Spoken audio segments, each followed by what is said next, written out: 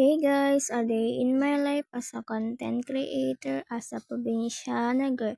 Let's go!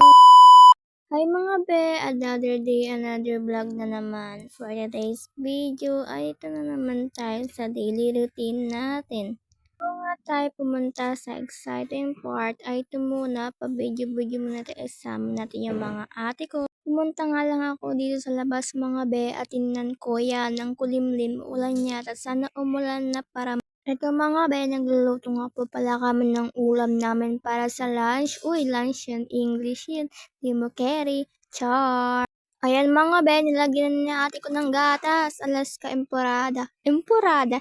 And Alaska Evaporada pala mga be. Yan tuloy, nabubulol na ako. Ayun guys, i-continue na natin ang pag-voice over kasi ang ingay ng ate ko pag nagbo-voice over ako. Ang hirap pala mag-voice over mga be pag may ingay ang background mo, di mo makakonsentrate kagaya nito. Pahinto-hinto ako. Ayan na mga guys, ito na yung luto ni ate at minegos-megos niya na insan. Ayun mga be, nintay ko maluto yung ulam. Ito, pe-flex ko muna yung pusa namin at si Johnny. Ayan na mga be, luto na yung ulam. O, ang sarap-sarap. Kala mo naman kumakain ng gulay, char. Yun lang naman mga be. See you on my next video. Bye!